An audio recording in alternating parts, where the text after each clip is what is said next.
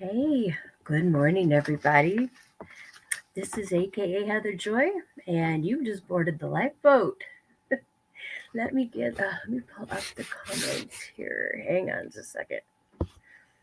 Let's see. There we go. Okay, there we go. Oh, one more thing though. Let's see. There we go. Okay. Good morning, everybody. Before I get started, I just want to run through the rules just rather quickly that we have here on the lifeboat. The first one is no politics, please. They are just simply too upsetting, especially right now. Um, the second one, this isn't a religious channel. It's fine to say things like, I will pray for you, or I couldn't have found my sobriety without my faith. Those things are fine. If you ever wander over to the territory of telling someone else that your God is better than their God, that's just right out. So please.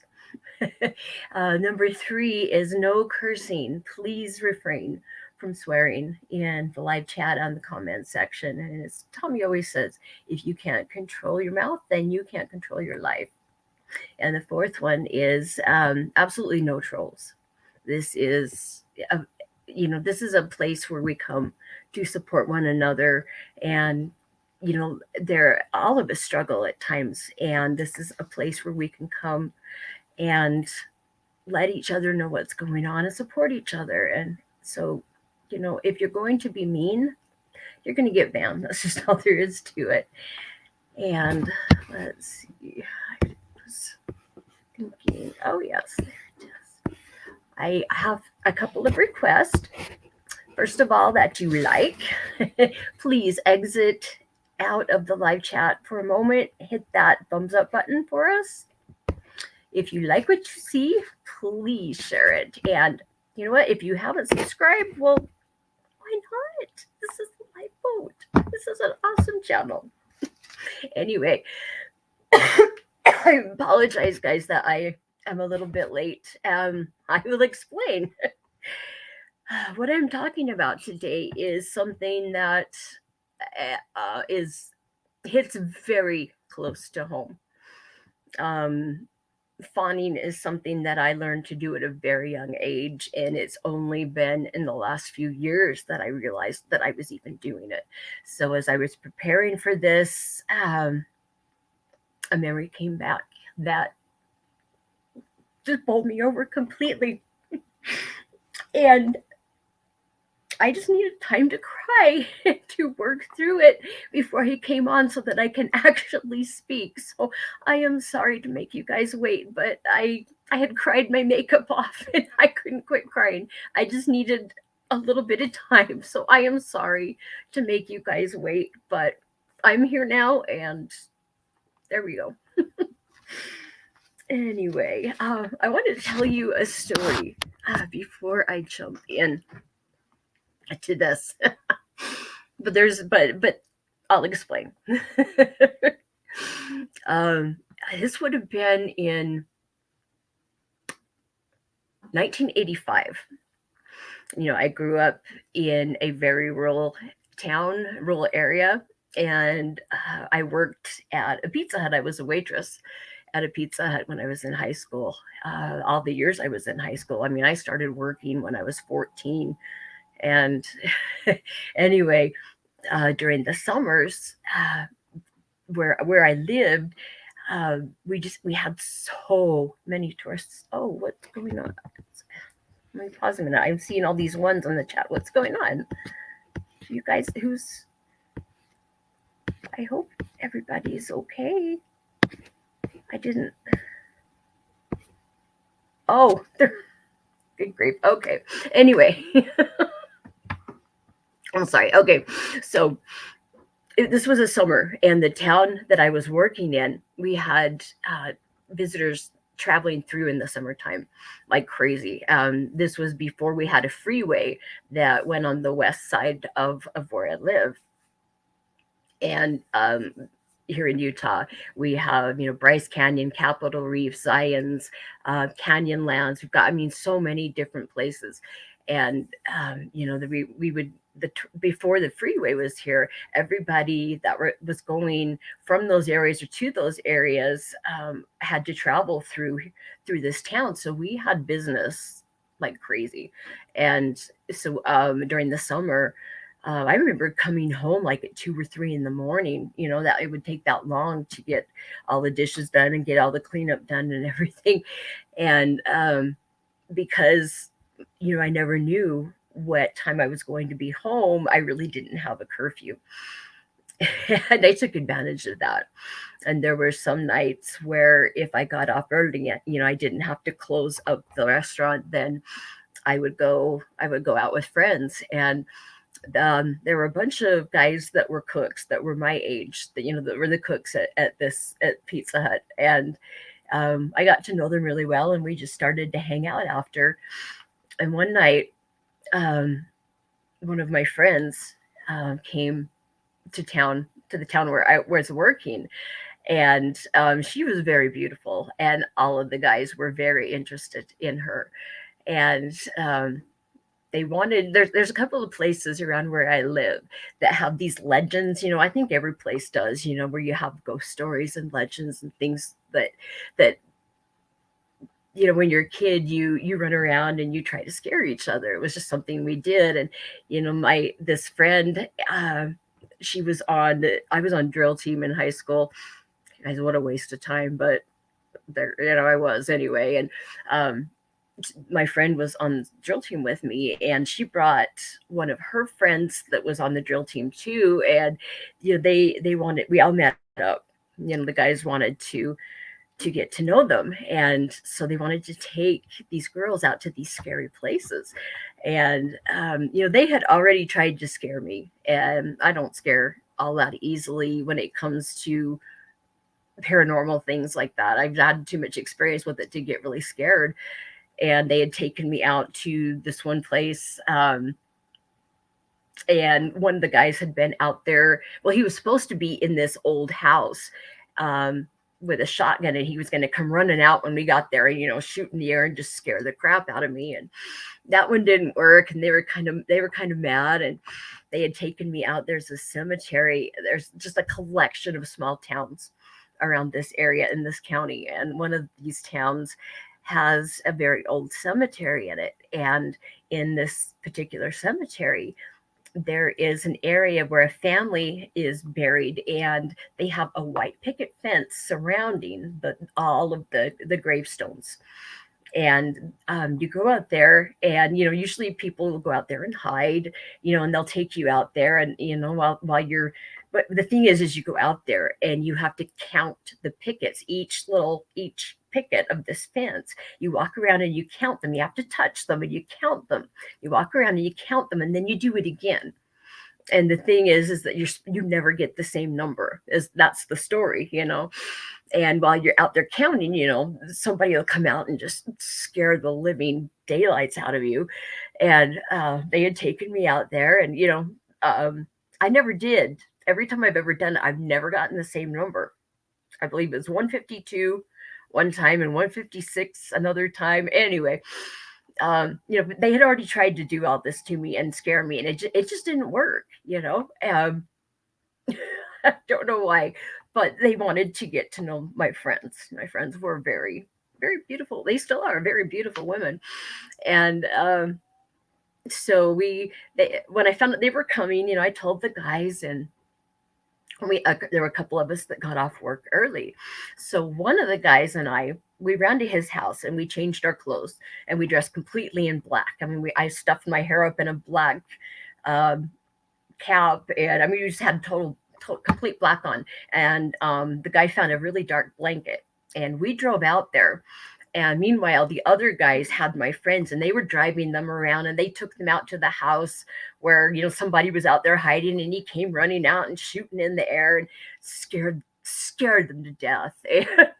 And while they were doing that, we ran out to the cemetery in our black, crawled over the fence, and laid down. I laid down. I don't know why. Now I would never do that, but then I wasn't afraid at all. laid down. He covered me up with this dark blanket, and there was no full moon. It was rather dark.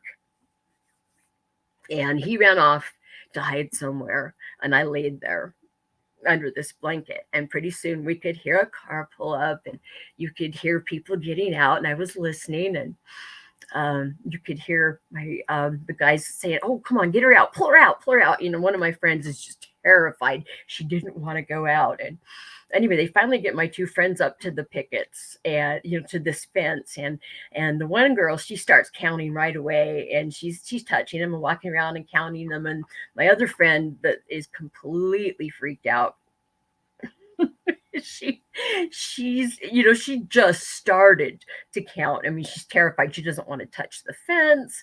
And the whole time I'm laying there and I'm laughing and I'm trying to stay quiet, and I thought surely they're going to see the blanket moving up and down, but it was so dark. The guys didn't know that we'd already planned this out, but they looked in there. They couldn't see me. It was that dark, and they didn't know I was there either.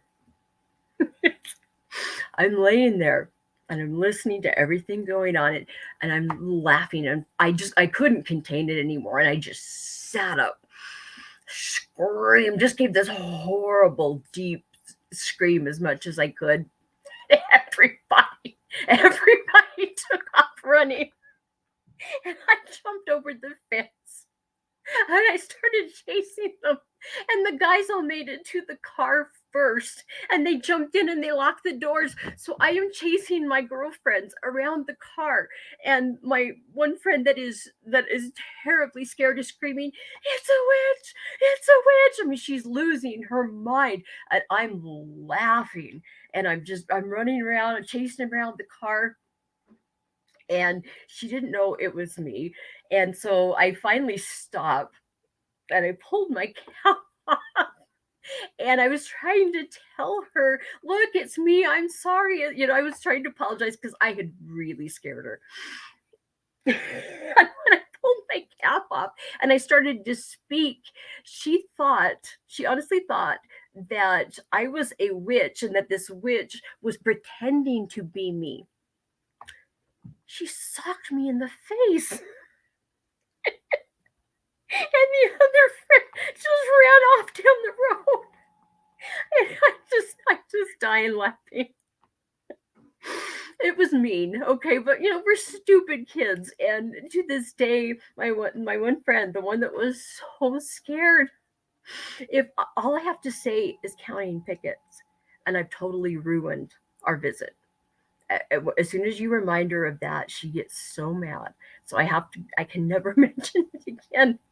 It scared her that badly, and I didn't know that she absolutely hates to be scared. Okay, but the point of the story is, what were their reactions to fear? They all took off. All of them took off running. When a person is in a situation where fear is involved, where they're scared, where you might be harmed, your body has an automatic reaction. It is just built into us. Our sympathetic nervous system clicks on, and you're going to have some type of almost involuntary reaction. My friend decking me in the face, her fight was on. She was going to protect herself, and the other one just took off running. And it was so mean. And now I think about it, I'm like, that was really dumb. I know I scarred my one friend for a long time, but it is what it is. Anyway, that was their fear response. And we all have that. We all have that in us.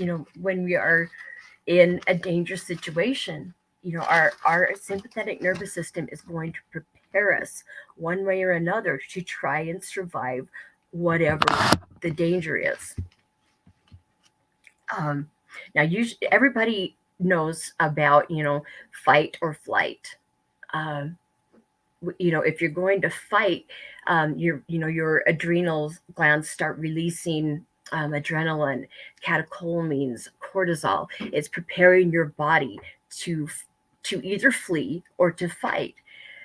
However, there are two other responses that aren't talked about as much, and they call them the four fear responses, and this is crazy because it's four fear responses of fight, flight, freeze, or fawn. And fawn as in a baby deer, FAWN, fawn. Now, as I was doing research for this, everybody says everywhere I read, everyone says that freezing and fawning are about pretty much the same type of response. Um, think about this. Think about a baby deer. When a fawn is born, before they can stand up, before they can start to follow their mother, they have instinctually they have responses built right into them. If there's something dangerous, first of all, it takes, I don't know how long it takes before they have a scent, but when they're first born, they don't have a scent. So predators aren't going to be able to find them because at first they aren't able to move like their mother can, and they can't flee from danger. So their instinct tells them to just freeze, completely freeze. And that's look at the mule deer. We have mule deer here and back east. They have white-tailed deer, but this works. That we have populations that they've survived with using this for a very long time. And we have similar responses that are it's instinctual. It's in us. Now, the problem is with if you go through trauma, and it's an interpersonal kind of trauma, meaning that you have a relationship with someone and you have a traumatic experience with the relationship. That's when you end up with complex PTSD. And very many people that have complex PTSD also have the behavior of fawning.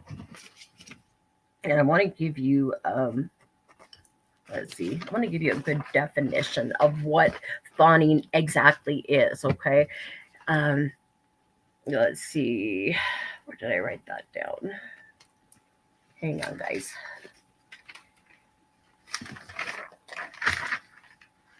Okay. The purpose of these responses is to protect yourself or to defend yourself, to preserve your own life. That's what these responses are for.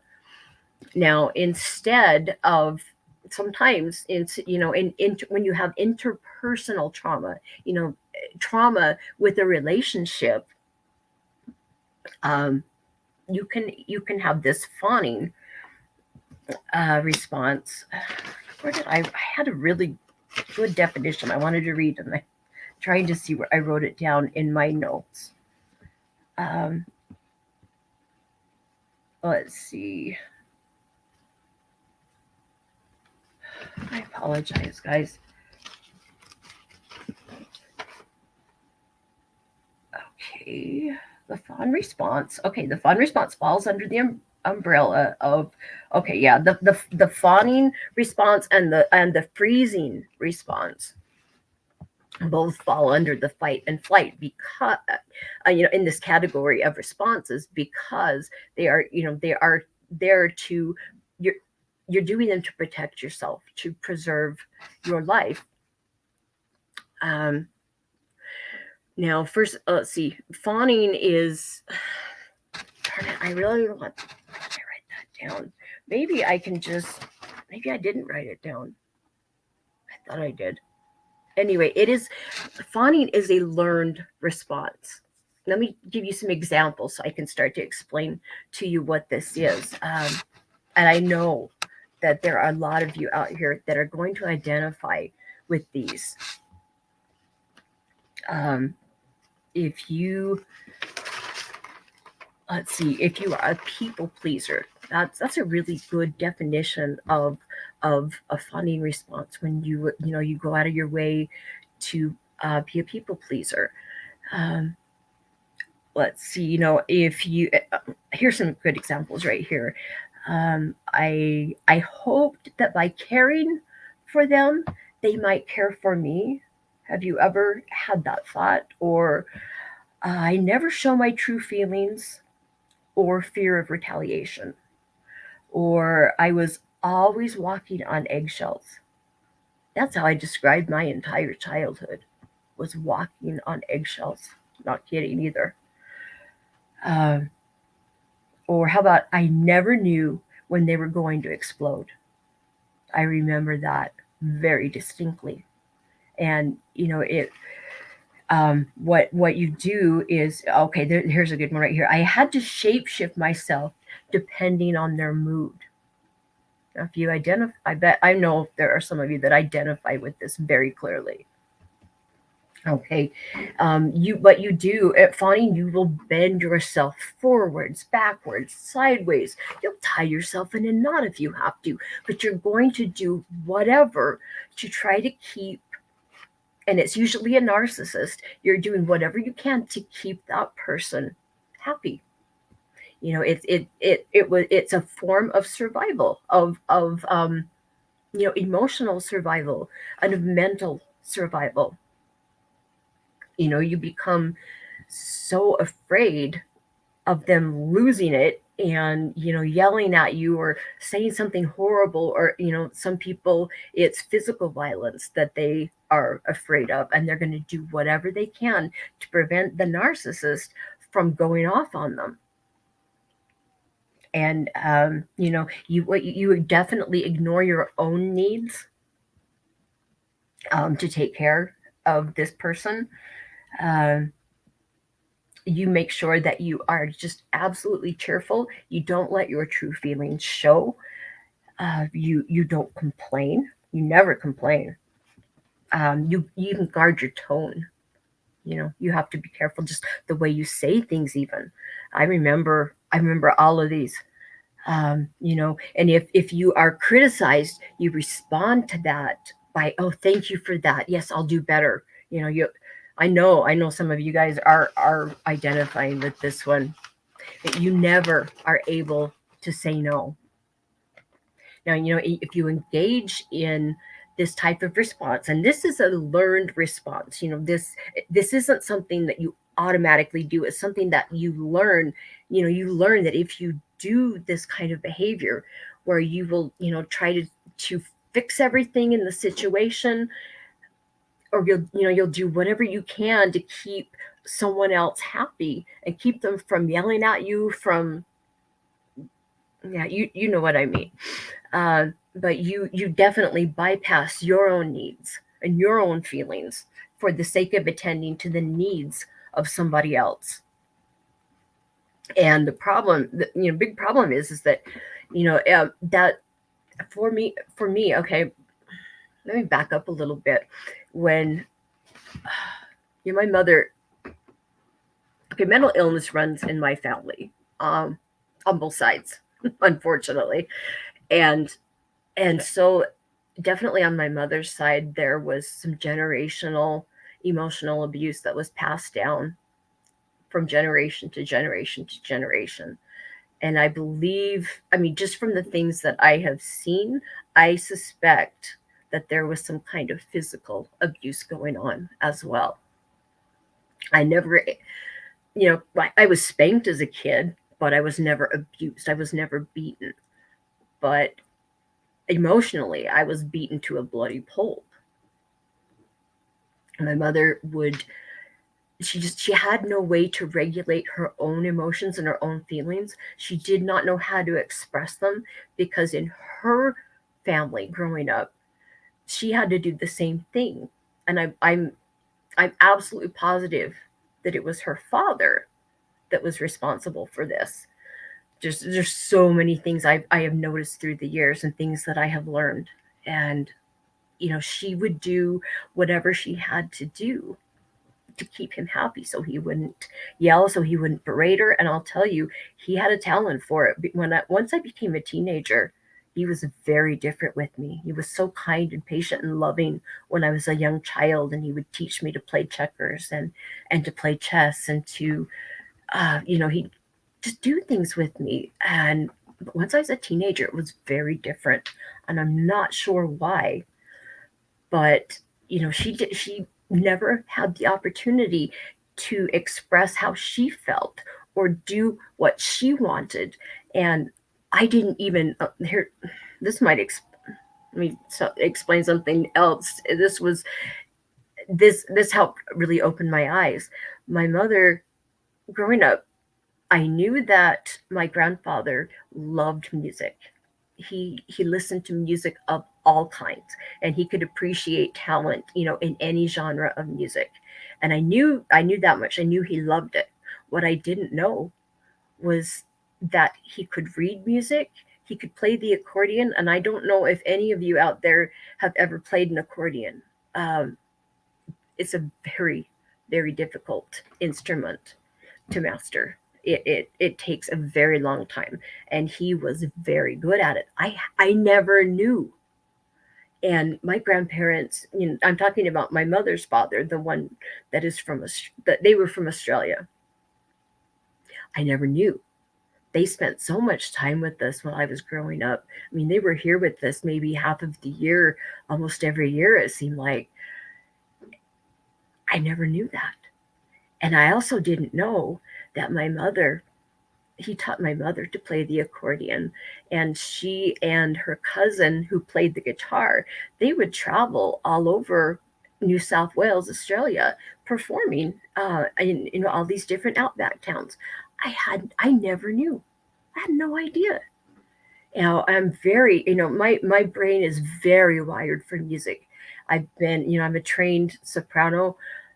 I've performed in groups before. I play the piano. I play a couple of different instruments.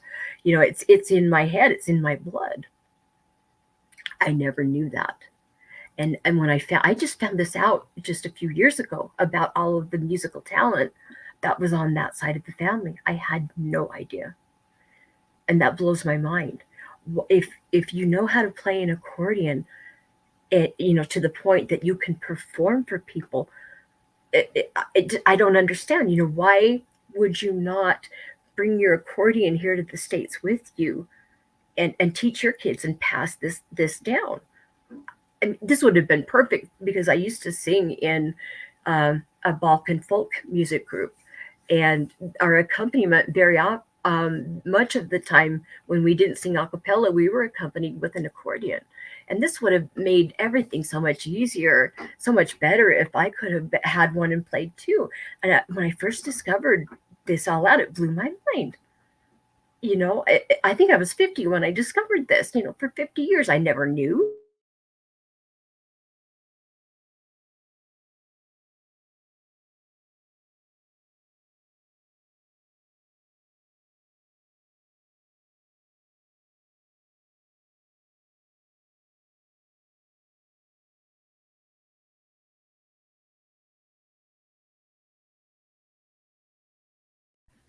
Okay. Oh, I'm back. Okay. There we go. Wait. Okay. If it goes out again, I'm going to skip over onto my phone. I'm sorry.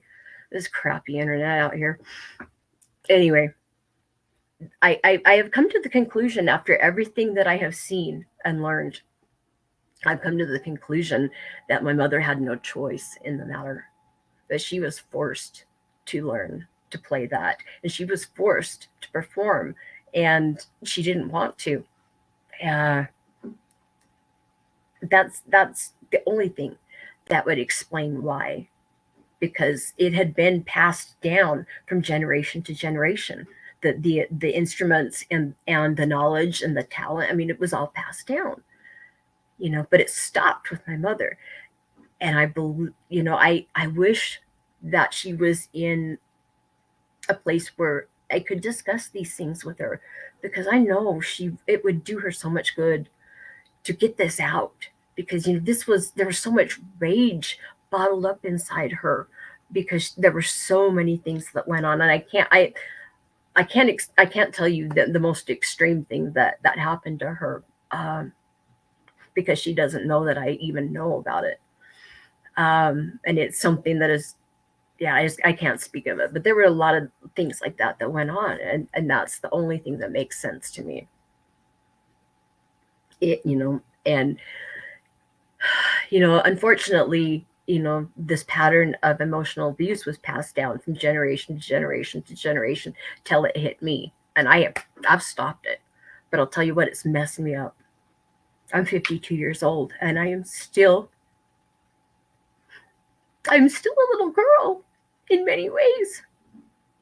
There are still so many things I'm trying to work out and settle in my head. And there are so many behaviors that I'm trying to unlearn and new behaviors I'm trying to learn. I'm sorry, this whole subject hits a lot of raw nerves. I apologize. But all of this emotional abuse and being forced to do something you don't want to do and being forced to think the way that you were told to think and feel the way that you were told to feel, it messes a person up and it makes things really hard. I have carried this fawning behavior into my marriages. It makes things very difficult. But I would do anything. I am what they call an HSP. I'm a hypersensitive person. Everything around me affects me deeply in what I feel. If I'm happy, it is off the charts happy. And if I am sad, it is just deep in the depths sad. I feel everything to an extreme, and everything affects me. A person's energy, a person's mood has a direct effect on me if they are in the room with me, and even over the phone it can affect me. And being as sensitive as I am, and the house that I grew up in, I would do anything to try to get my parents to quit fighting. I would do anything to get my mother to shut up and not tear my father apart verbally. It was horrible for a little girl who was so sensitive. I'm sorry. I'm so sorry, guys. I thought I could get through this without breaking down again. But I would bend myself backwards and forwards and in all directions. I would do anything to try to keep my mother calm. I was hyper vigilant. I would scan, which I would, I'd go to school, I'd come home, she would still be at work. And, I would make sure that the house was spotless, that we had dinner going, that my brothers and sisters were taken care of. Everything had to be perfect in hopes that when she came home, she wouldn't start screaming or throwing things, It was, and I know there are many of you who know exactly what I'm talking about. When I was a kid, it served a definite purpose.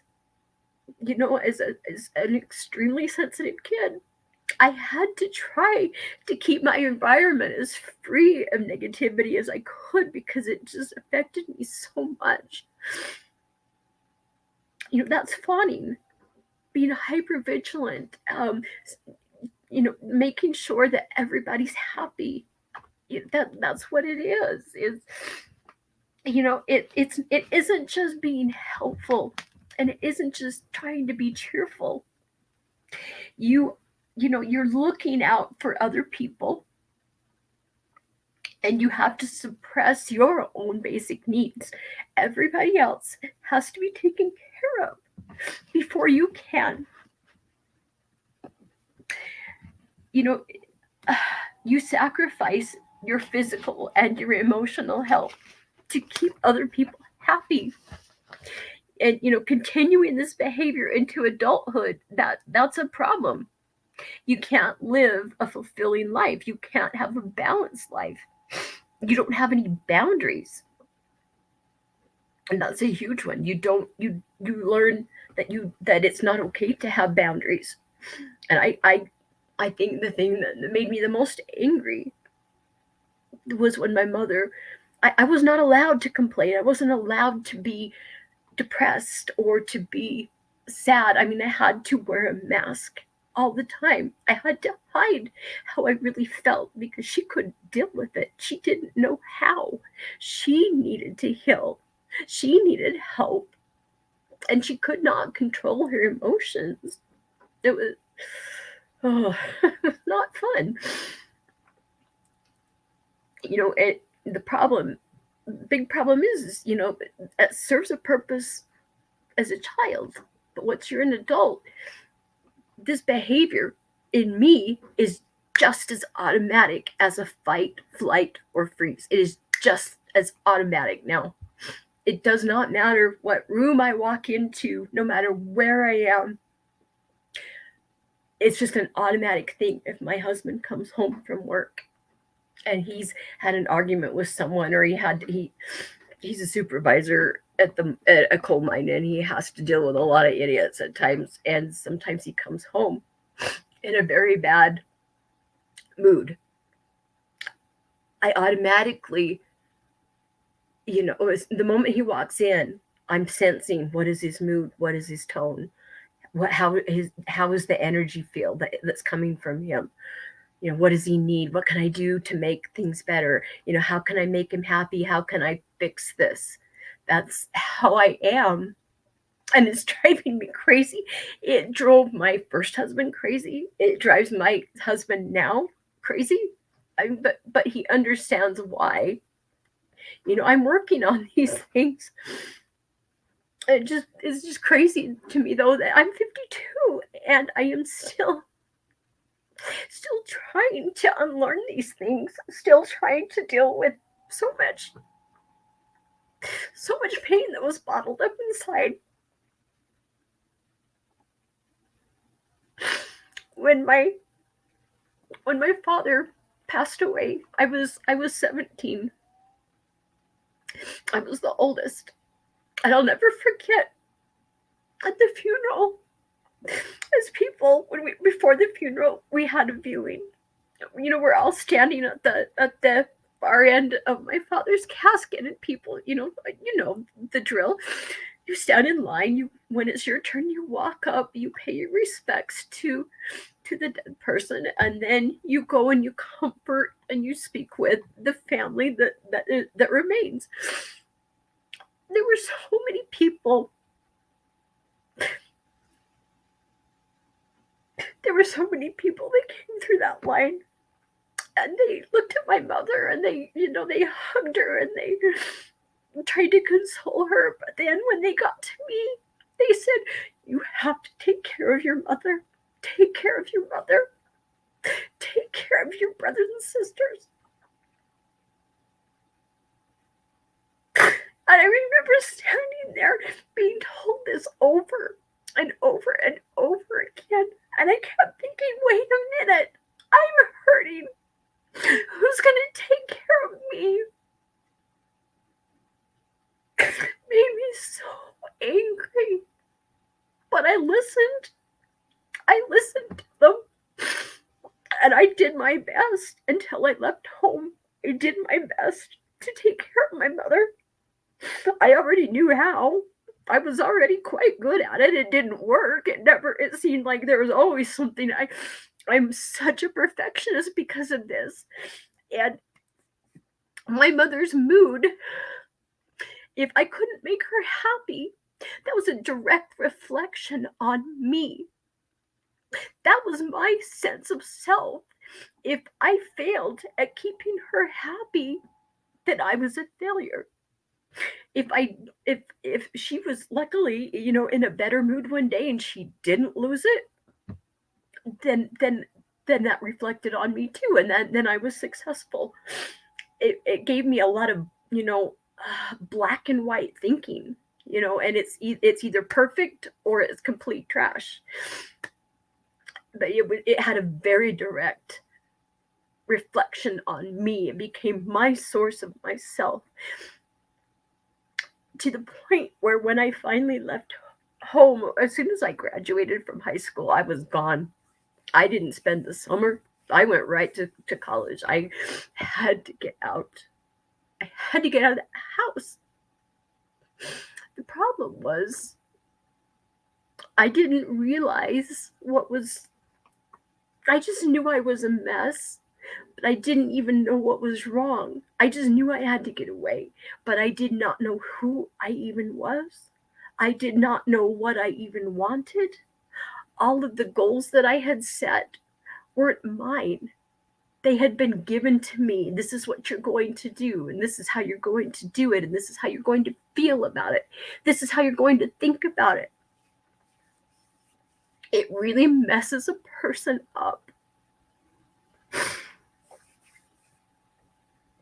So when I came home from rehab, we all know we're addicts here. We know the damage that we've done, the bridges we've burned, the destruction that we have left in our wake everywhere we've gone. We know we've harmed people. We know we've hurt people deeply. We know we've disappointed them. So you there are so many of us that the reason why we are addicts is because we have all of this pain bottled up inside and we don't know what to do with it. We don't know how to handle it.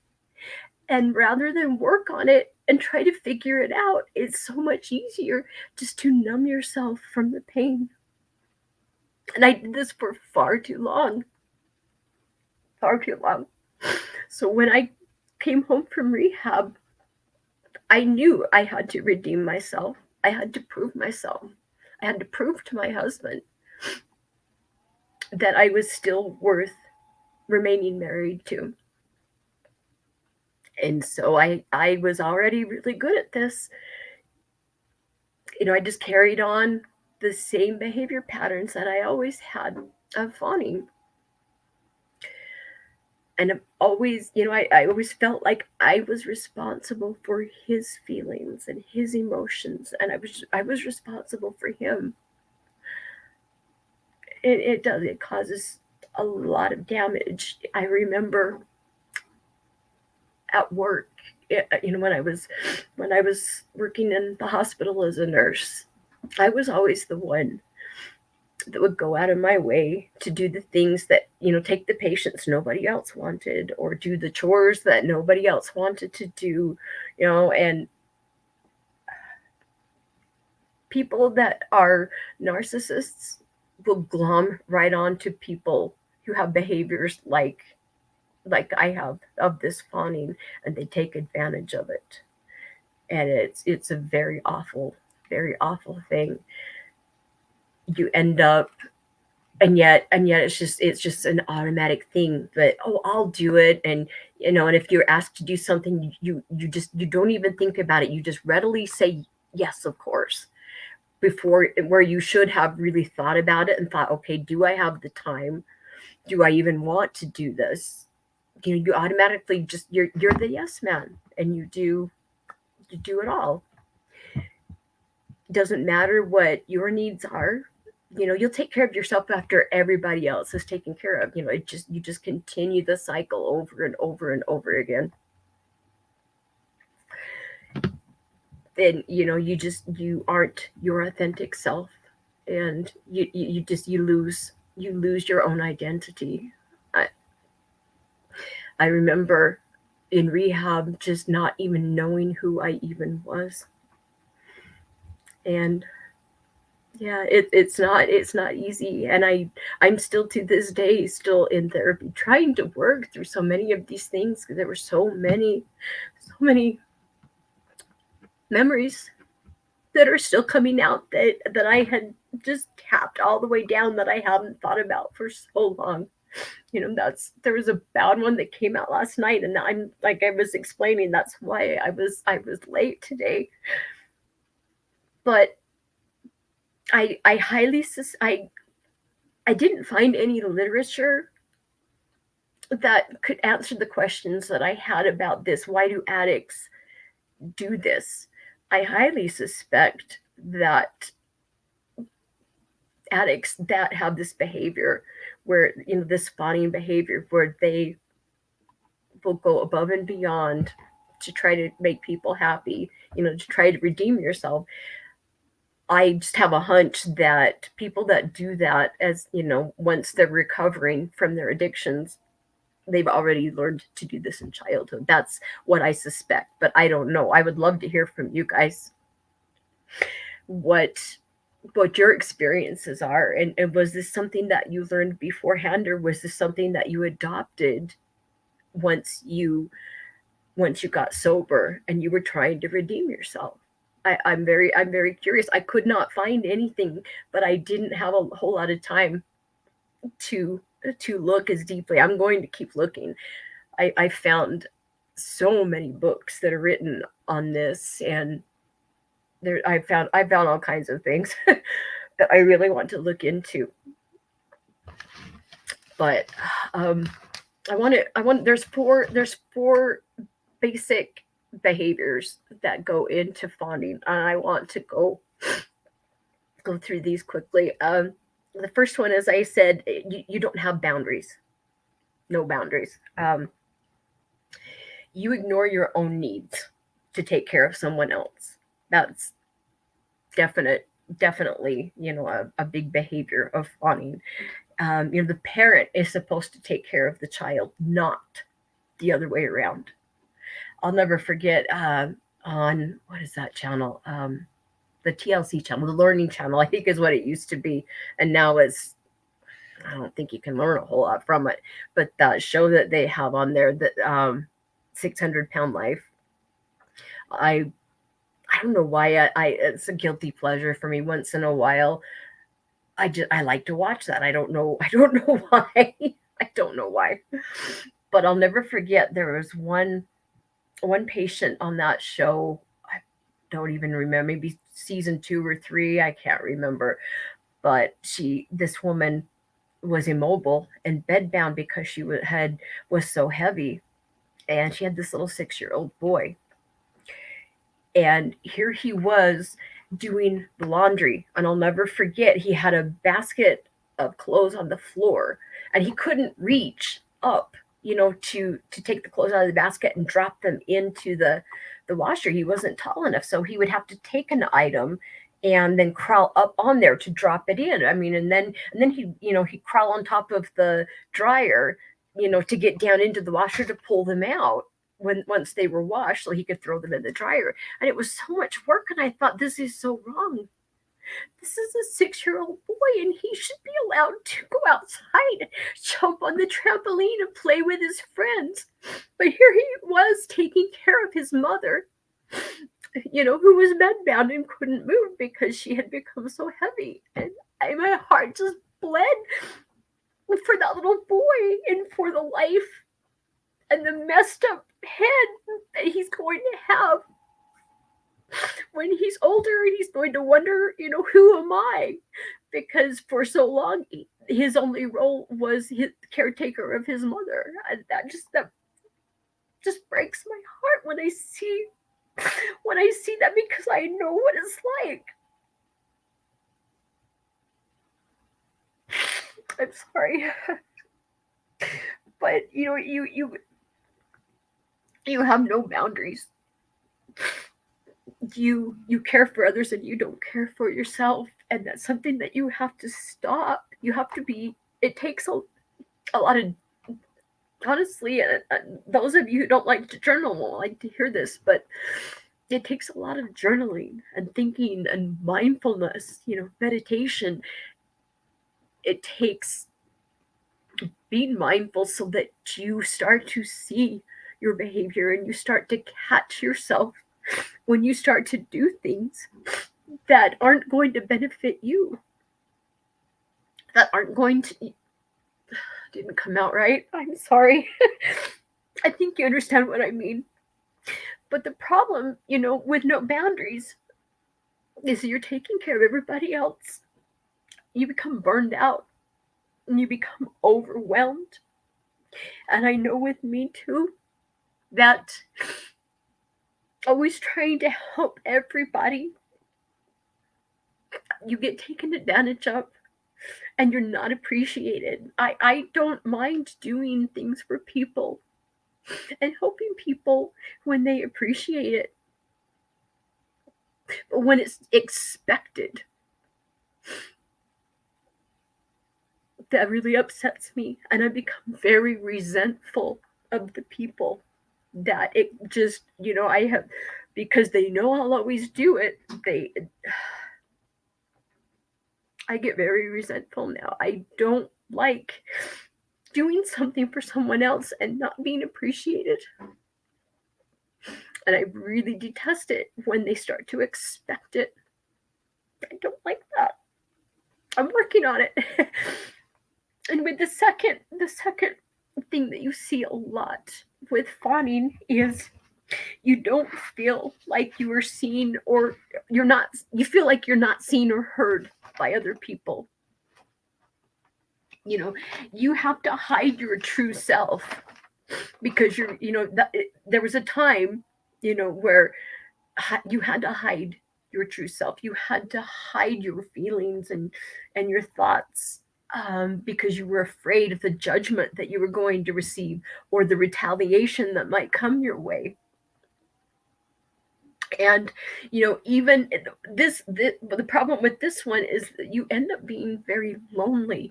You can be surrounded with friends and loved ones, and this isn't isolation. You just feel lonely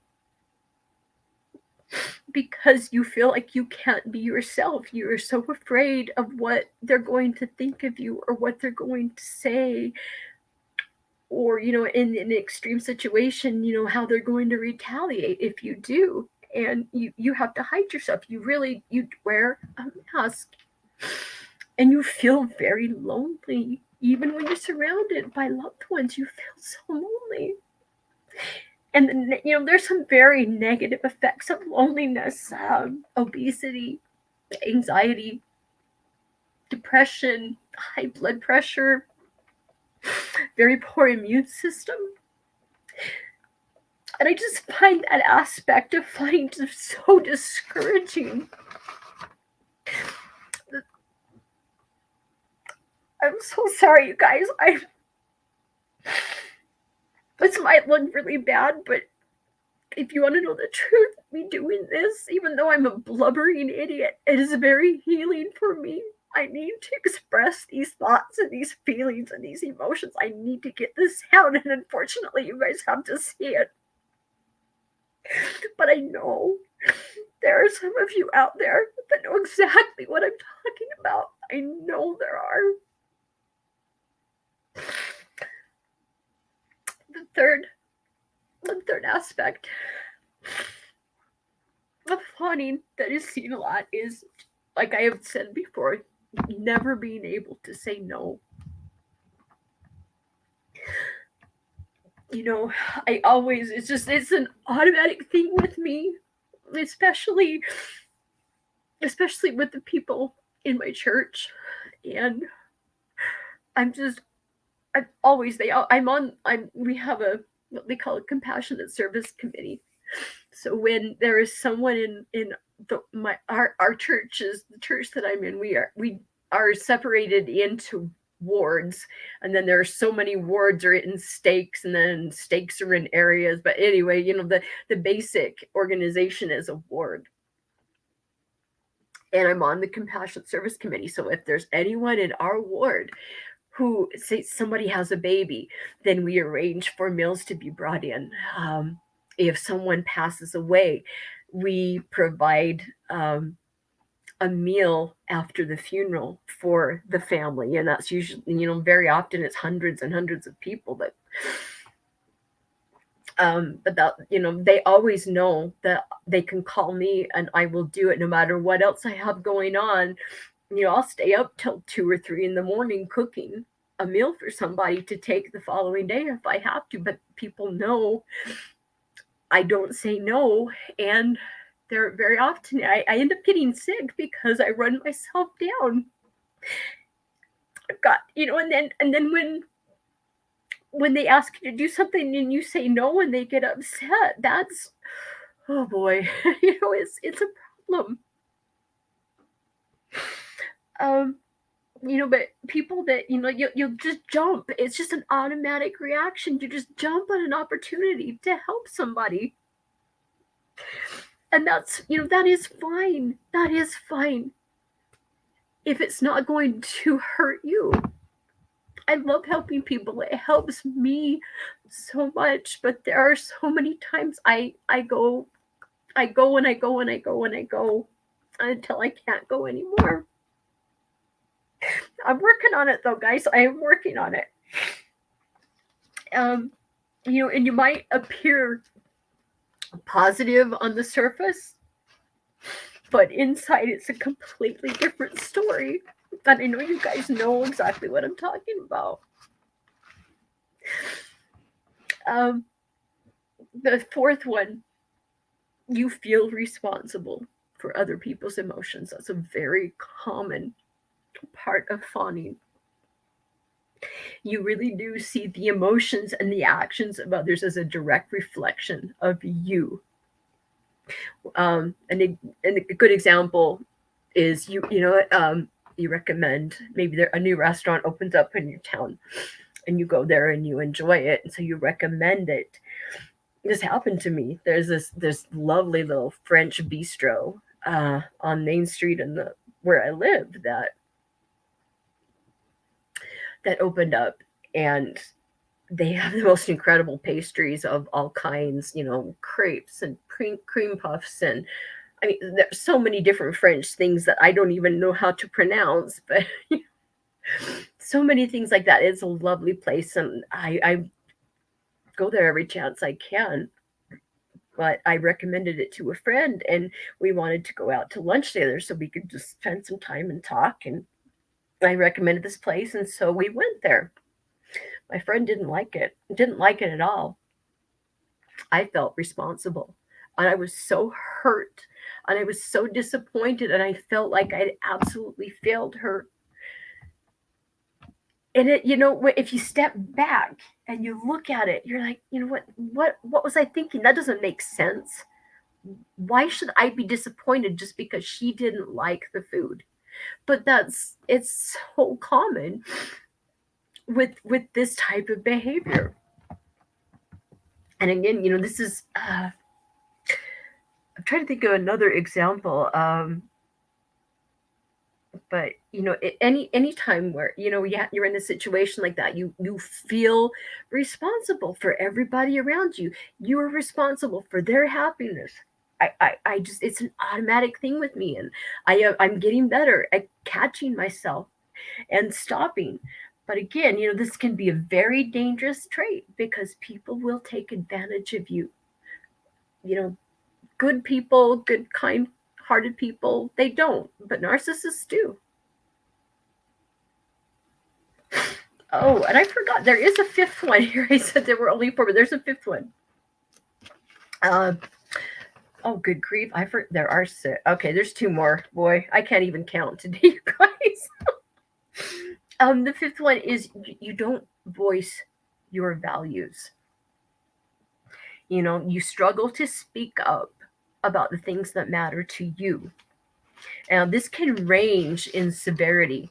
It could be my husband and I, we both come from homes that were horribly chaotic and crazy.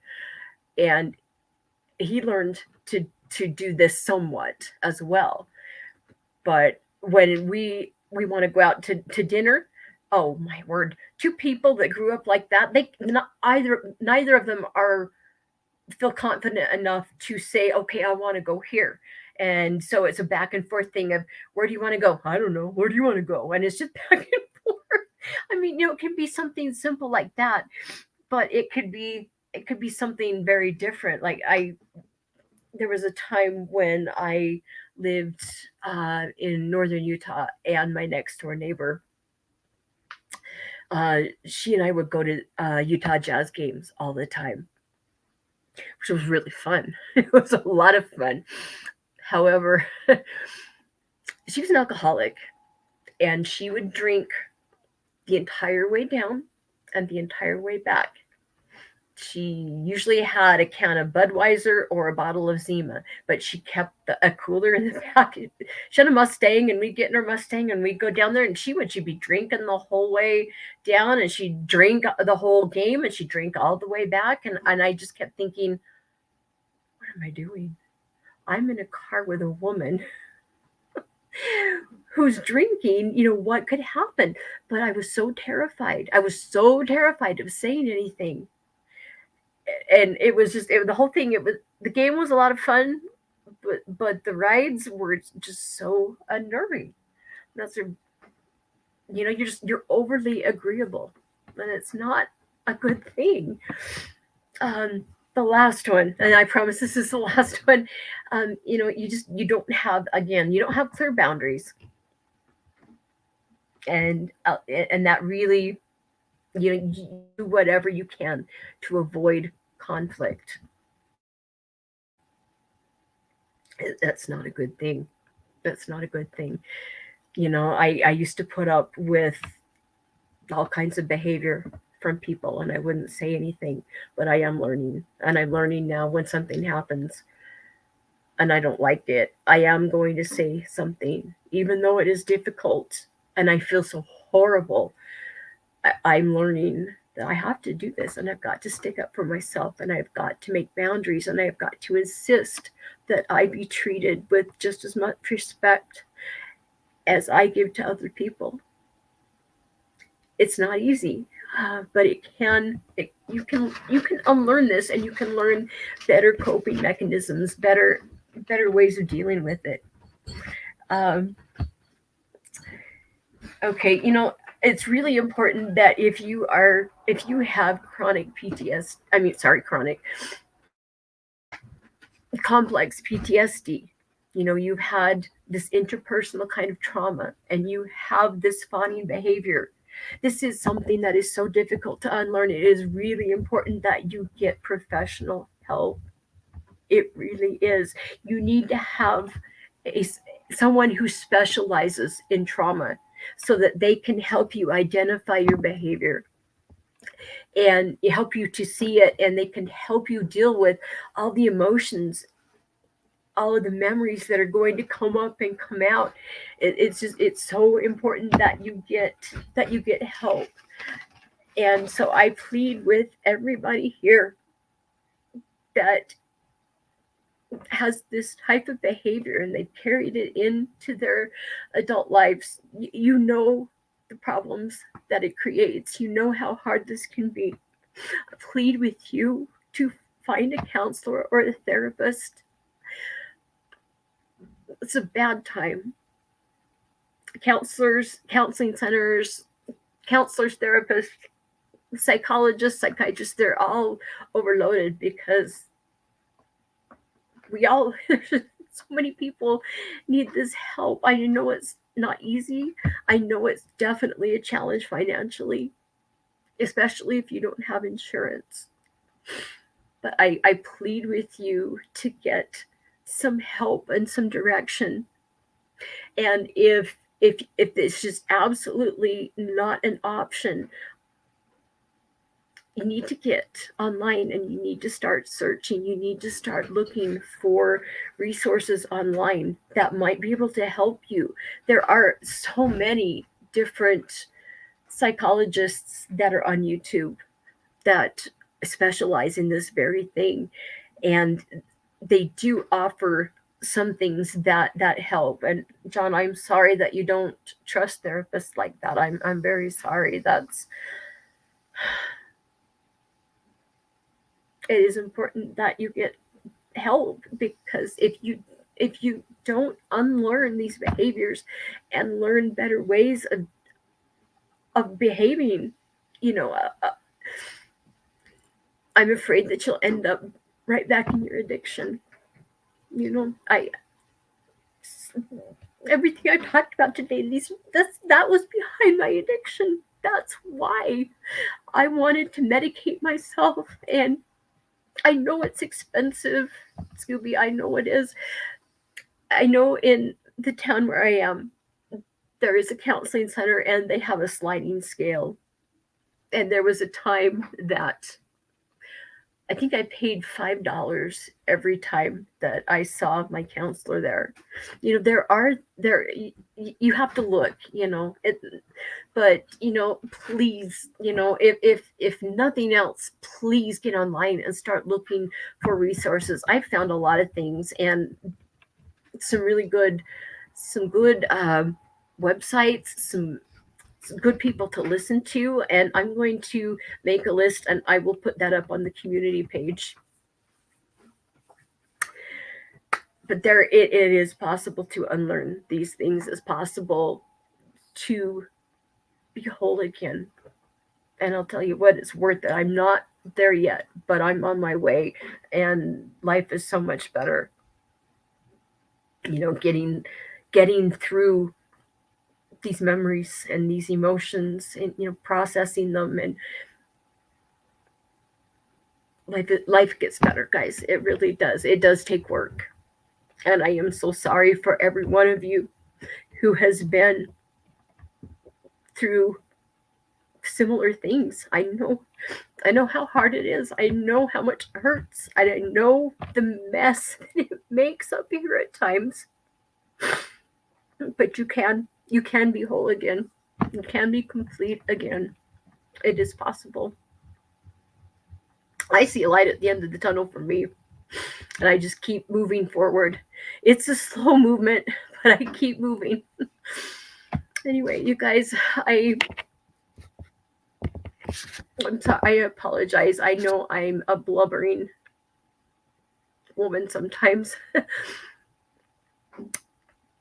It's just, it's me. I'm being my authentic self, and what you see is what you get. I want you guys to know, look, big hug for everybody. Some love too. How's that? I love you guys, and I'm praying for every one of you. I know the sobriety thing is difficult, and some days are more difficult than others. But you can do it. I promise you can do it. If I can do it, anybody can do it. So you guys hang in there, please. If you are struggling, reach out, talk things out, write things down, and write things out. Those things help, and they're really important tools. Hope you guys have a great day, and I will talk to you guys again soon. Thanks.